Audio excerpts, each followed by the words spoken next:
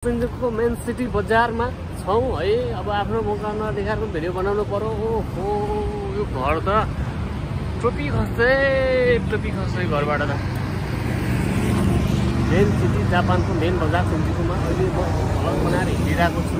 अनि है खोइ त आएको केटाहरू जापानको रेड लाइट एरिया हो है। यहाँ चाहिँ कस्तो खालको केटी खोज्ने भन्ने कुरा चाहिँ तपाईँमा डिपेन्ड गर्छ। कस्तो खालको केटी पाउने भन्ने कुरा तपाईँमा डिपेन्ड गर्छ। कस्तोसँग तपाईँ सुत्न चाहनुहुन्छ, कस्तोसँग रमाइलो गर्न चाहनुहुन्छ भन्ने कुरा चाहिँ यहाँ तपाईँमा निर्भर गर्छ। यो चाहिँ एकदम रेड लाइट नेपालको चाहिँ रत्न पार्क बस पार्क भने जस्तो एरिया यहाँको चाहिँ जापानको यो रेड लाइट एरिया हो। यहाँ अहिले चाहिँ केटीहरू छैन। साँझ 7-8 बजीतिर त यस्तो केटीहरू भेटिन्छ होइन। भेटिन्छ लिन आइहाल्छ पुरा हो।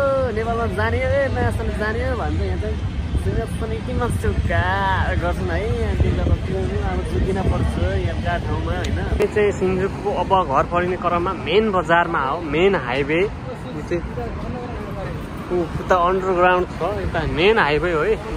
जापानको सबैभन्दा ठुलो सहर सिन्जुकको पनि मेन हाइवे र मेन बिल्डिङहरू देख्न सक्नुहुन्छ होइन। यो चाहिँ बस स्टेसन हो। यो चाहिँ बस स्टप हो। यहाँनिर चाहिँ गाडीहरू लाग्छन् है। अनि यस्तो हुन्छ देख्नु मान्छेहरू भने सबैभन्दा बढी जनसङ्ख्या भएको सहरमध्ये एक सहर पनि जापान टोकियो हो। त्यसभित्र सहर जापान टोकियोको सिन्जुकको मेन सिटी घर देख्न सक्नुहुन्छ। यो मान्छेहरू पनि कति छ। कता हो जाने हो हेर्नुहोस् त।